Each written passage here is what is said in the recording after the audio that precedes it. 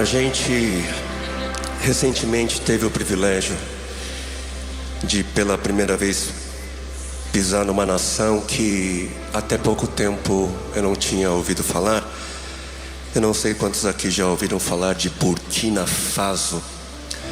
É um país que fica ao norte do continente africano.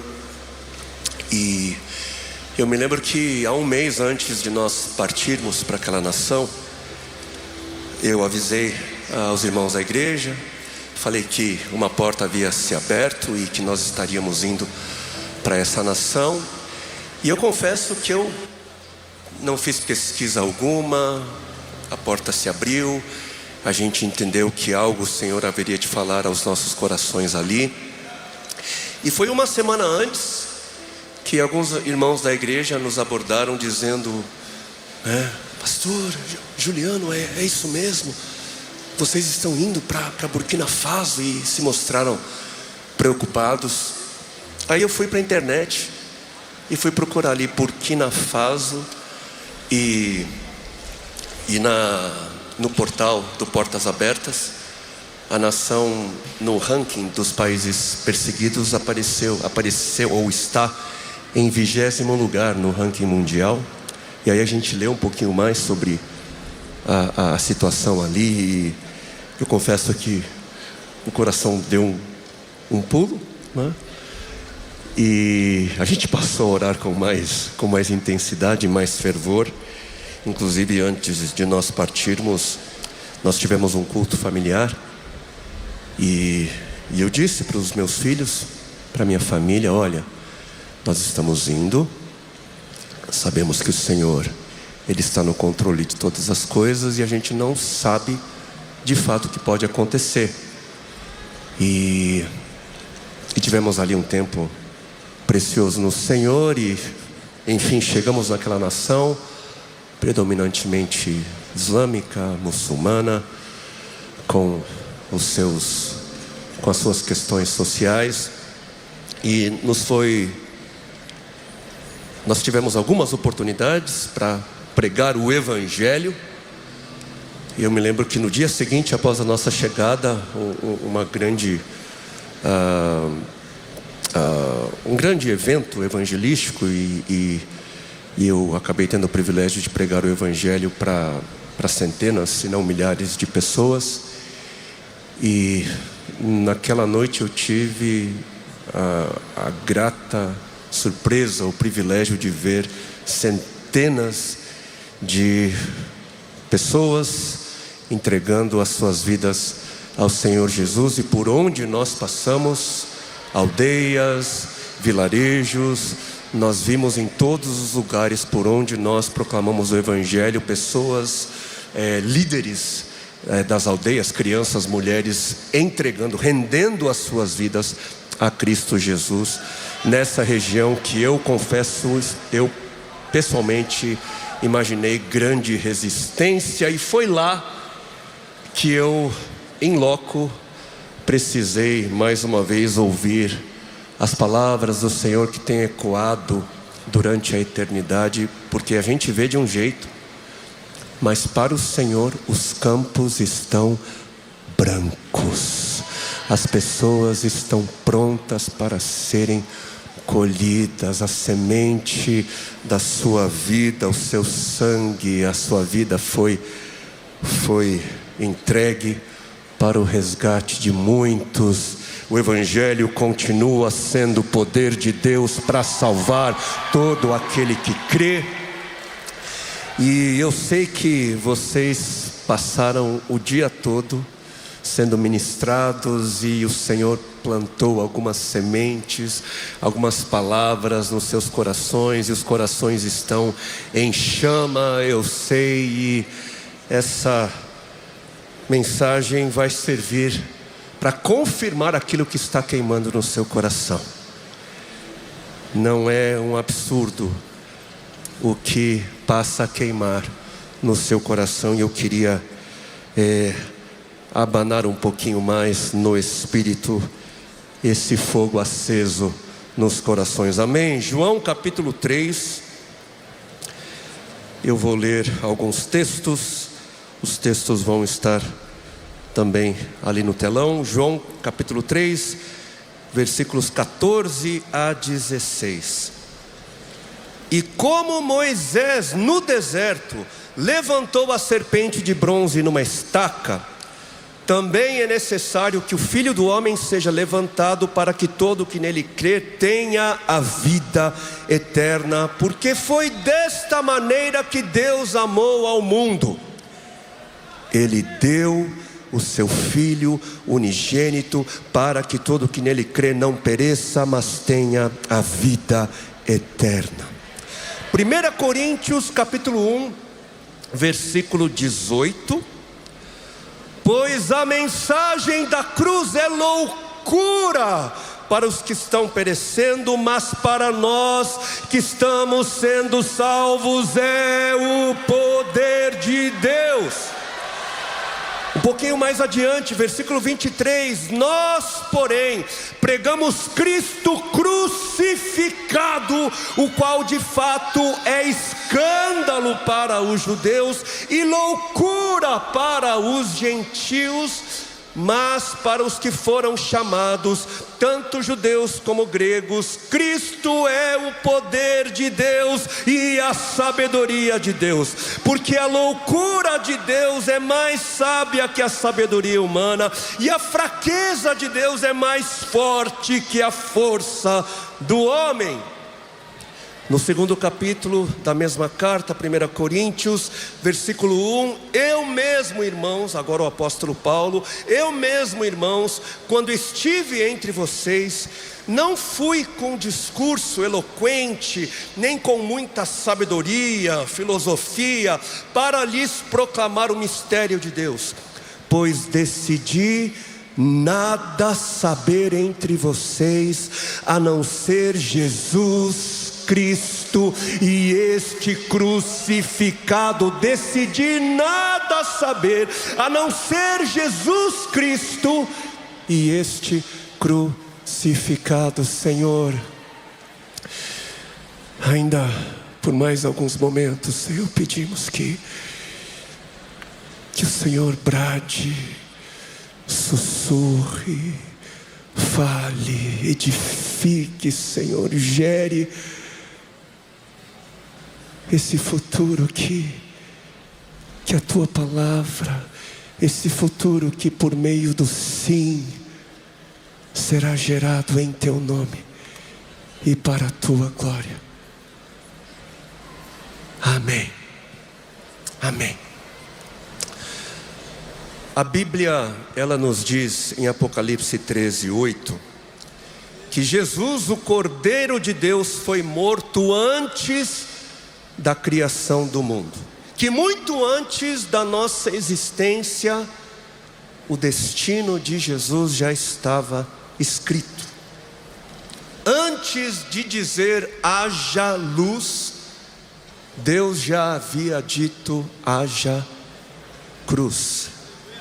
A criação e a cruz, elas andam, elas caminham juntas, são acontecimentos interligados, conectados. Sem a criação não haveria cruz, e sem cruz eu não creio que haveria criação. Sem uma humanidade perdida, Jesus não teria o porquê morrer. Mas sem um meio para salvar uma humanidade que se perderia, eu não creio que o amor teria prosseguido com a criação. Porque o Deus amor não criaria algo apenas para ser destruído. Então, quando Ele decidiu criar a humanidade, Deus antes, Ele aceitou morrer pela humanidade em uma cruz. A cruz não foi uma surpresa, a cruz não foi algo que exigiu da parte de Deus uma capacidade de improvisação. Não, a cruz, ela foi planejada, ela foi prevista, pré-ordenada antes da fundação do mundo. É por isso que de Gênesis a Apocalipse, a cruz é o pano de fundo de toda a história da Bíblia. Toda a história bíblica é unida pelo tema da cruz. Deus não desiste da humanidade de Gênesis a Apocalipse por causa da cruz. O amor de Deus foi provado na cruz. O grande clímax esperado do Antigo Testamento se cumpre no Novo, quando aquele que esperava o seu momento de salvar a criação perdida morreu em uma cruz. O lugar da nossa perdição se tornou para Cristo o lugar de morte e de salvação. O nosso lugar de rebeldia se tornou o lugar do seu martírio, porque nós pecamos diante de um madeiro e Jesus foi morto e crucificado no madeiro. Pecamos diante do madeiro e ele morreu no madeiro. E eu não creio que foi sem razão que no glorioso roteiro da palavra de Deus, não foi sem razão que Jesus, ele quando ele cresceu, ele foi treinado para ser um carpinteiro. E qual é o principal material usado que faz um carpinteiro ser um carpinteiro? Madeira. Desde pequeno, então, Jesus teria aprendido a lidar com aquilo que seria a razão, o motivo da sua encarnação. Sempre diante dele, sempre sendo lembrado para qual razão ele havia vindo ao mundo. O madeiro, a cruz. E a cruz é algo que precisa estar sempre diante de nós, em nossos pensamentos. Precisamos estar constantemente diante dela, sendo lembrados da nossa vocação. Porque aquilo que nos faz diferentes é a cruz. Não é à toa que no topo de muitas estruturas, no topo das estruturas onde as igrejas se reúnem, é comum nós vermos o quê? Uma cruz. A cruz é a nossa identidade, a cruz é a nossa vocação, é o nosso chamado, é central no Evangelho. Tudo que se diz cristão tem que passar pelo crivo da cruz. Para ser cristão, tudo que se diz ser de Cristo tem que passar pela aprovação da cruz. Se alguém quiser me acompanhar, me seguir, negue-se a si mesmo, tome diariamente a sua cruz e siga-me. Dia após dia, um estilo de vida, uma forma de ser. E o apóstolo, na carta aos Coríntios, ele disse o quê? Ele disse ter decidido nada saber a não ser a Jesus e este crucificado. A cruz é central, é fundamental na fé em Cristo Jesus. É de vital importância nós compreendermos bem o significado da cruz para as nossas vidas. E quando a gente olha para a cruz, ela deixa algumas coisas bastante claras. Eu vou falar de 3 coisas. Primeiro, algo que fica muito claro com a cruz é o Jesus a quem a Bíblia descreve como sendo a expressão exata de Deus. A cruz deixa muito claro qual é o Jesus que é a expressão exata de Deus. Porque se alguém quer conhecer a Deus como Ele é, exatamente basta conhecer a Jesus. Porque olhar para Jesus é o mesmo que olhar para Deus. Mas infelizmente ou felizmente, nem todo Jesus é o Jesus que é a expressão exata de Deus. E eu vou repetir: nem todo Jesus é o Jesus que é a expressão exata de Deus. Nem todo Jesus é o Jesus das Escrituras.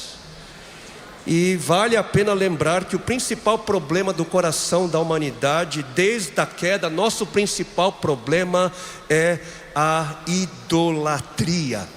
E idolatria é muito mais do que se curvar diante de uma imagem ou de uma escultura. É mais profundo. Idolatria é submeter a pessoa de Deus ao nosso entendimento, que vem de nós mesmos e não da sua revelação. Idolatria é conceber Deus conforme nós somos, conforme o nosso achismo, o meu pensamento, a minha crença. Eu acredito assim.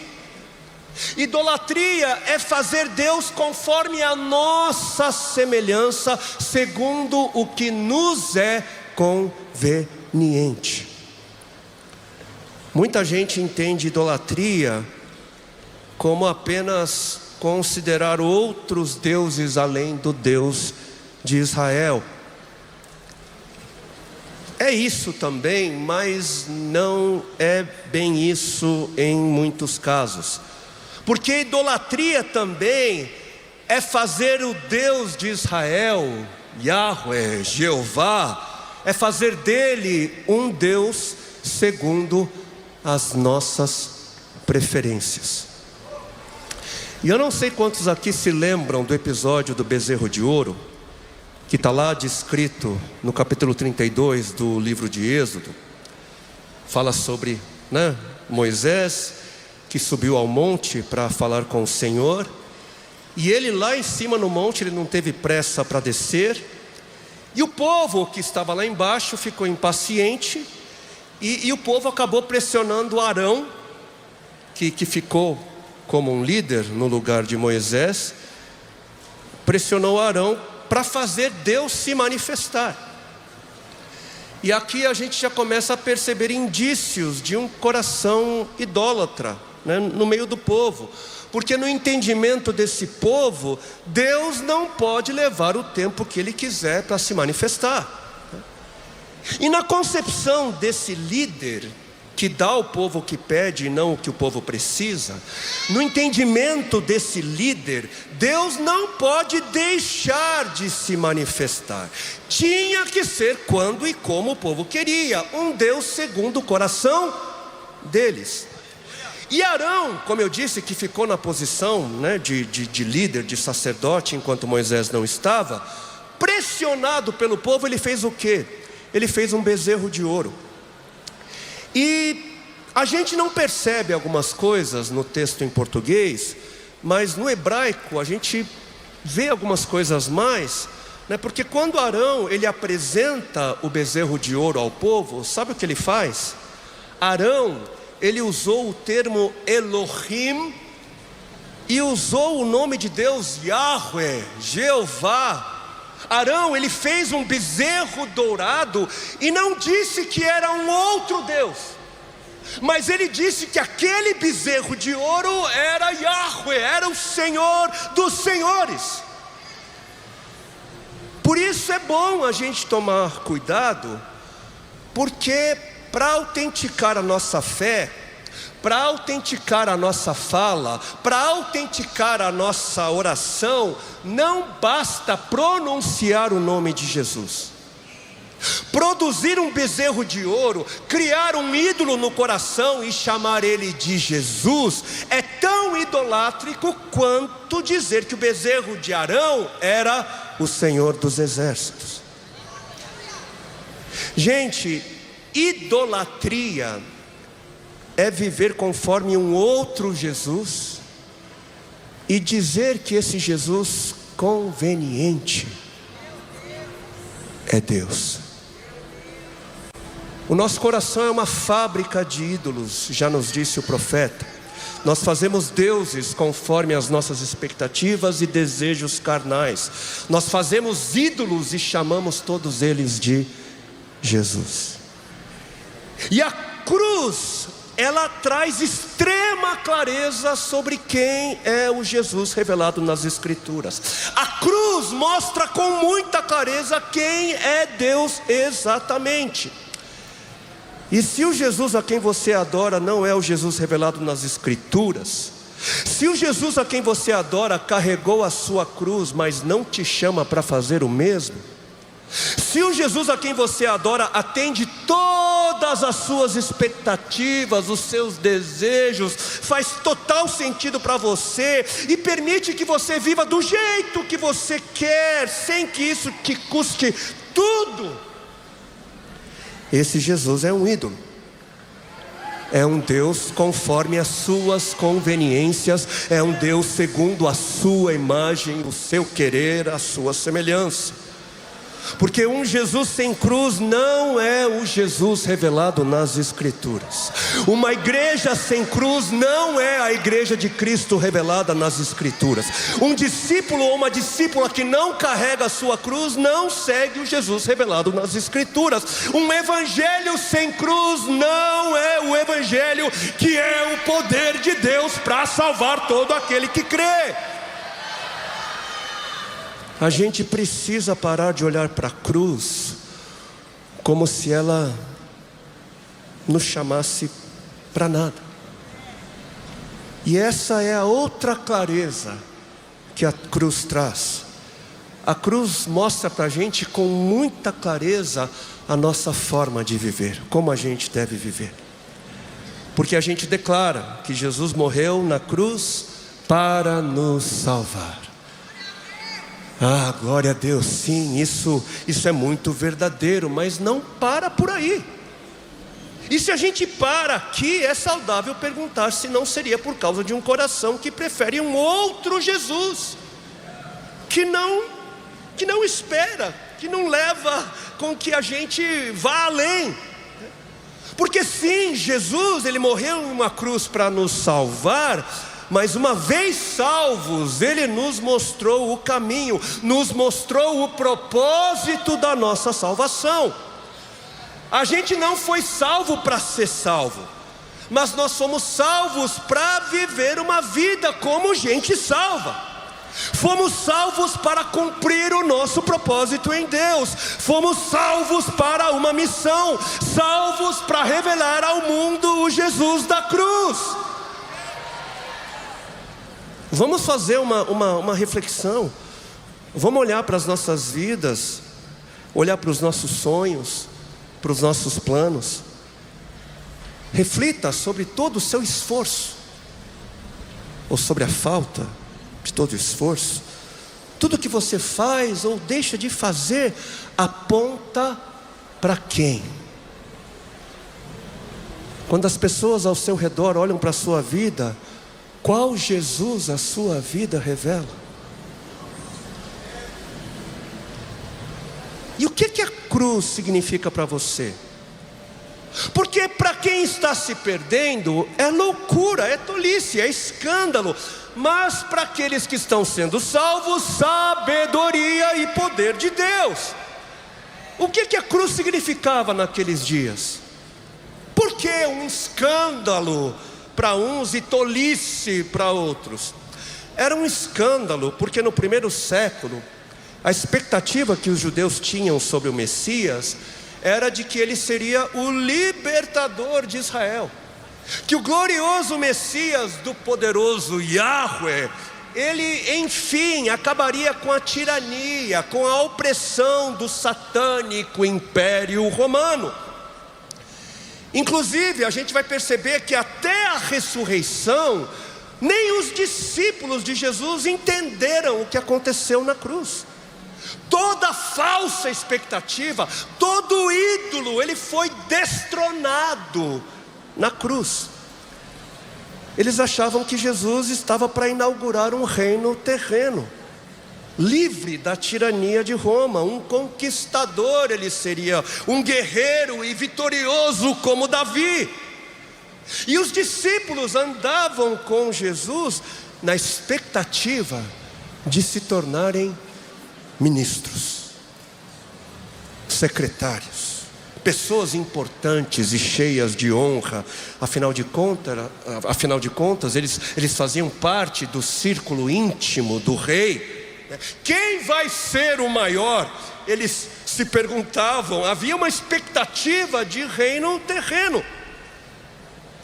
Por isso, um Messias humilhado, fraco, castigado e morto numa cruz, escândalo, blasfêmia. Um Messias sem glória humana, como ousa? Um homem morto como são mortos os estupradores, um homem morto como são mortos os ladrões, os assassinos, os rebeldes. Como poderia ser ele o glorioso Messias esperado? Escândalo, blasfêmia. E o texto de Deuteronômio, muito conhecido, lá em 21, 22, gritava dentro dos judeus: se um homem culpado de um crime que merece a morte for morto e pendurado num madeiro, está debaixo da maldição de Deus. Maldito é aquele que morre pendurado num madeiro. Jesus, o Messias morto no madeiro. Escândalo, tolice. Por isso eles pediam um sinal para Jesus ali na cruz. Ei, desce daí. Vai, Jesus, agora é o momento. Agora é hora de mostrar quem você é. Chega de desonra, chega de vergonha, mostra a sua cara. Não leva desaforo para casa não, Jesus. Mostra um sinal. Não existe oportunidade melhor. Desce da cruz, abandona esse caminho. Você nasceu para ser cabeça. Você é o filho do rei. Não tem vergonha não. Haja como um rei, haja como um Messias, segundo o nosso coração idólatra. Seja quem a gente espera que você seja, segundo as nossas expectativas. Não seja um escândalo, Jesus. Porque o Jesus que nós queremos é reluzente como ouro. Desce daí. É triste, mas bezerros de ouro ainda são criados, e a todos eles dão o nome de Jesus, continuando a alimentar corações idólatras. A cruz é escândalo. A cruz é tolice, não faz sentido para os desejos do mundo. A cruz é vulnerabilidade, é humildade, é inglória. Um Messias crucificado, um Deus que permite cruzes aos seus filhos, escândalo. Um Deus que prega fraqueza, humildade, tolice. Mas no capítulo 1 da primeira carta aos Coríntios, versículo 27, mas Deus escolheu o que para o mundo é loucura, para envergonhar os sábios, e escolheu o que para o mundo é fraqueza, para envergonhar o que é forte. Ele escolheu o que para o mundo é insignificante, desprezado, e o que nada é, para reduzir a nada o que é, a fim de que ninguém se vanglorie diante dele, como está escrito: quem se gloriar, glorie no Senhor. Jesus de Nazaré. Pode vir alguma coisa boa de Nazaré, as pessoas diziam, mas são esses a quem o Senhor Ele escolhe, os que nada são, os fracos, os feridos, os cansados, os insuficientes, os pequenos, para que todo mundo saiba que não é pela capacidade humana, não é pela grandeza humana, mas é pela grandeza e pelo poder de Deus. É pelo poder de Deus. E o poder de Deus se aperfeiçoa em nossa fraqueza, onde estão os fracos? Deus escolhe aqueles que entendem que nada são. Escolheu a mim e escolheu a você, para vivermos uma vida que é tola, louca ao olhar do mundo que se perde, mas para nós que estamos sendo salvos é sabedoria e o poder de Deus. E a última coisa que eu precisaria mencionar sobre a clareza que a cruz traz é que a cruz de Jesus deixa muito claro a relação do sofrimento da cruz e a sabedoria de Deus em nossa salvação. O Jesus segundo a imagem exata de Deus é o Jesus que experimentou todas as nossas dores. Ele conheceu todas as nossas dores.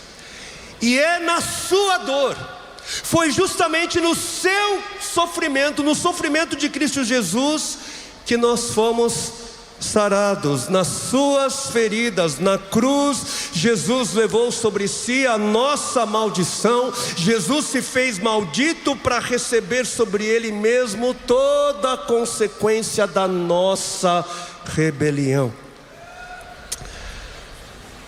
O apóstolo João, no primeiro texto que a gente leu hoje, lá em João capítulo 3, ele fez uma comparação interessante. Ele comparou a imagem da serpente pendurada no madeiro do Antigo Testamento, no episódio com Moisés, com Jesus. Ele fez essa comparação. E para quem não conhece a história de Moisés, quando ele levantou uma serpente, isso está lá em Números, no capítulo 21. Em resumo, por causa da rebeldia no coração do povo, muita gente estava morrendo por causa de picadas venenosas, de serpentes venenosas. E com desespero e medo, o povo então ele passou a clamar a Moisés, para que Moisés clamasse, intercedesse, clamasse por misericórdia a Deus. E Deus respondeu a Moisés, mas Deus respondeu de forma que possivelmente ninguém esperava. Primeiro, porque Deus não livrou o povo das serpentes. Talvez seria a maneira que muitos esperariam que Deus resolvesse aquela situação, né? Porque se tem serpentes venenosas picando e matando o povo, que as cobras sejam eliminadas do nosso meio. Se existe alguma dor, se existe alguma luta, que as dores e as lutas sejam eliminadas das nossas vidas. Mas Deus não fez isso. As cobras continuam, elas continuaram existindo, elas continuaram picando e gerando dor, assim como as lutas continuam existindo em nossas vidas. E a segunda resposta inesperada de Deus foi que Ele mandou fazer uma imagem de uma serpente e levantar essa imagem pendurada no madeiro. Deus mandou Moisés fazer uma imagem justamente daquilo que estava causando morte, medo e dor. E a cura para todo medo, a cura para a morte, para toda dor, seria olhar para o objeto da morte, olhar para o objeto causando medo, erguido e pendurado no madeiro. Agora olha só o que eu aprendi com um psicoterapeuta. Existe um entendimento clássico, é um fundamento na verdade, na psicoterapia, que vai dizer que quando a gente olha para aquilo que mais tememos, que nos dá pavor, quando nós olhamos intencionalmente, nós vamos sendo sarados desse medo. Quando a gente olha, quando a gente avalia, quando a gente pensa naquilo que nos paralisa de medo, com o tempo a gente vai adquirindo recursos para lidar com aquilo que provoca em nós pavor. Tanto é que na psicoterapia, um tratamento clássico para o medo é voluntariamente se expor, é voluntariamente olhar para aquilo que mais nos assusta, que nos paralisa, que mata. Encare aquilo que te dá mais medo voluntariamente e se torne mais corajoso. Encare o medo e seja liberto, livre. É um tratamento tradicional. E nesse episódio das serpentes venenosas, Deus não livrou as pessoas das cobras. Deus não fez com que as pessoas deixassem de ser picadas e envenenadas. Ou seja, Deus não tirou do meio do povo aquilo que estava trazendo morte, dor, medo. Muito pelo contrário. Deus fez o povo encarar o objeto do medo, do terror, da morte. A cura do medo estava no encarar, a cura estava no olhar para o objeto do medo e da morte. E quando a gente olha para Jesus, levantado e pendurado no madeiro, o que é que a gente vê? O que é que a história bíblica permite que a gente veja? Quando a gente avalia a cruz, quando a gente pensa na cruz, quando a gente, como o apóstolo Paulo diz, que decidimos nada saber a não ser a Cristo e este crucificado, o que é que a gente vê? Quando a gente olha para o maldito pendurado no madeiro, a gente encara, a gente vê a soma de todos os medos. Quando a gente olha para aquele que se tornou maldito no nosso lugar, a gente vê todos os terrores e outros inimagináveis. Porque o que é que a gente vê quando a gente olha para a cruz? A gente vê fraqueza, a gente vê humilhação, a gente vê vergonha, a gente vê dor excruciante. A dor da cruz era algo tão terrível que foi necessário criar uma palavra nova para descrever esse tipo de dor excruciante, uma morte lenta e terrível, aperfeiçoada para ser a mais terrível. E o que mais? Foi algo esperado. Todos os milênios, toda a sua vida humana, todos os anos ministeriais, esperando e sabendo que a terrível cruz estava por vir. E o que mais a gente vê? A cruz, ela interrompeu uma vida no seu auge. Jesus era jovem, ele não tinha vivido o matrimônio, ele não viveu a paternidade, não teve netos. O que mais a gente vê? Na cruz a gente vê traição. Traição por parte de todos aqueles que eram tão amados. Você já foi traído por quem você tanto amou? O que a gente vê demais? Na cruz a gente vê a angústia de uma mãe que assiste completamente impotente a morte e a destruição do seu filho. O que mais a gente vê? Na cruz a gente vê o ódio das pessoas, o ódio da multidão. A gente vê fúria, a gente vê perseguição, a gente vê cancelamento, incompreensão, impopularidade, difamação. E o que mais? Na cruz a gente vê a pior de todas as injustiças. Jesus era inocente. Tudo que ele tinha feito foi para ajudar as pessoas. Ele era bom, ele era justo, ele era doce amigo, mas foi condenado de forma injusta, vítima de um julgamento corrupto e arquitetado. E o que mais a gente vê? Na cruz a gente vê o pior dos abandonos, a pior das rejeições. Sim, ele foi abandonado por todos os seus amigos, mas também foi abandonado por seu pai. E não existe abandono pior do que o abandono paterno. O que Jesus gritou na cruz: Deus meu, por que me abandonaste? E nós sabemos a razão, a gente sabe o motivo.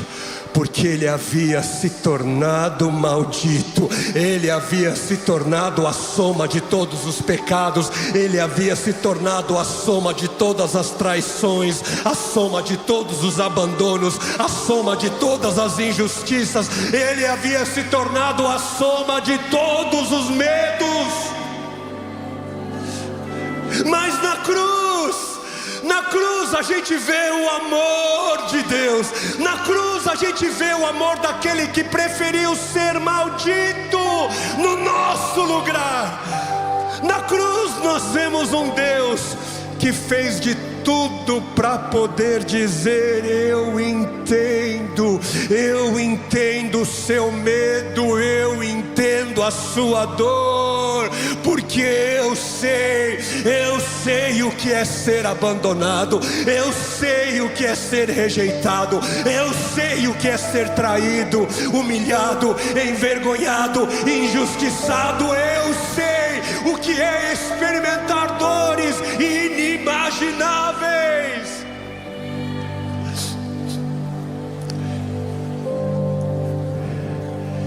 Ele entende a nossa dor,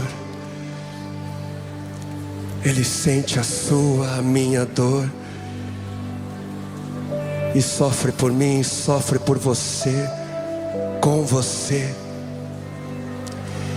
E se ele nos chama, se ele te chama para olhar por um homem pendurado no madeiro, é porque antes de te formar, ele também te viu. Ele também olhou para você, e quando ele te viu, ele te amou. Ele te amou, ele amou o homem, ele amou a humanidade. Mas quando ele te viu, nos viu, ele nos percebeu no mesmo madeiro. Ele nos percebeu malditos, perdidos, sós, caminhando rumo à morte. Mas entre nos ver morrendo e se ver, ele preferiu se ver. Entre ver você morrendo e se ver morrendo, ele preferiu morrer. Esse é Jesus, a expressão exata de Deus. Olhar para esse Jesus é olhar para Deus. Olhe para esse Jesus. Olhe para esse Jesus. Olhe, fixe os seus olhos, fixe o seu olhar nesse Jesus.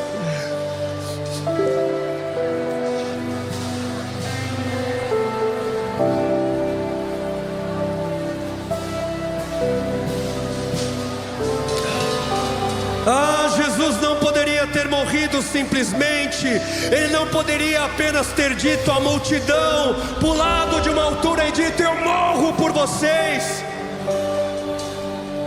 Não, por quê? Porque a traição foi necessária, a humilhação foi necessária, o julgamento corrupto, o abandono da parte de todos, inclusive da parte de Deus e do Espírito Santo. O medo foi necessário, a tortura, a morte agonizante, escandalosa e louca, tudo necessário. Por quê? Porque esta é a soma de todos os males que a nossa rebeldia trouxe para a história da humanidade. A nossa idolatria trouxe para a nossa existência o resultado de adorar outros deuses. E a cura para os nossos males, a cura veio quando Jesus assumiu toda a maldição, quando Jesus tomou para si toda a consequência da idolatria. A salvação, a vida, a esperança vem de olharmos e confiarmos no Jesus que foi pregado e erguido naquela cruz, naquele dia em nosso lugar. E o nosso chamado, a nossa vocação como salvos é também assim como Moisés, erguermos através das nossas vidas o testemunho bem alto que diz acerca daquele que foi erguido no madeiro naquele dia, no nosso lugar. Clamar ao mundo: olhem para Jesus e sejam sarados. Olhem para Jesus e recebam coragem, ânimo, força. Olhem para Jesus e recebam esperança, esperança. Olhem para Jesus e recebam vida, vida, alegria, paz, paz, paz. Jesus morto em uma cruz, mas ressurreto ao terceiro dia, é a sabedoria e o poder de Deus para salvar todo aquele que crê. Por isso vão, por isso ide.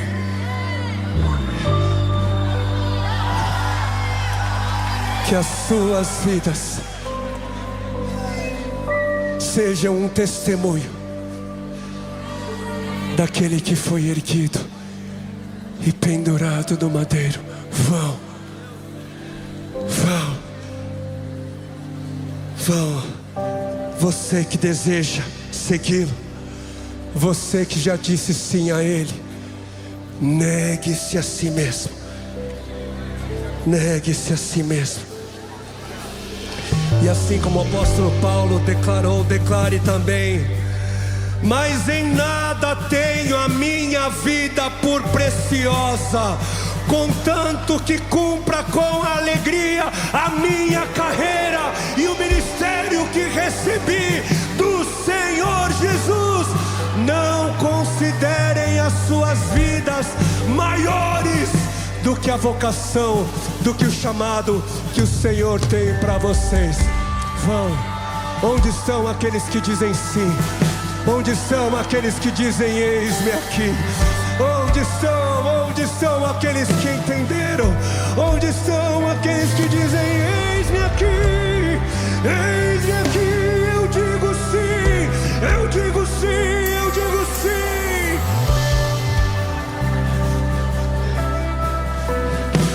A minha vida é teu altar, a minha vida em teu altar, como sacrifício vivo, que seja agradável, agradável, agradável a ti. A minha vida em teu altar, dia após dia após dia.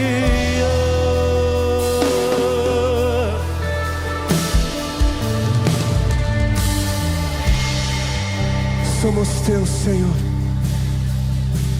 Somos teus, Senhor. Seja conforme o teu querer. Somos teus, Senhor. Somos teus, Senhor.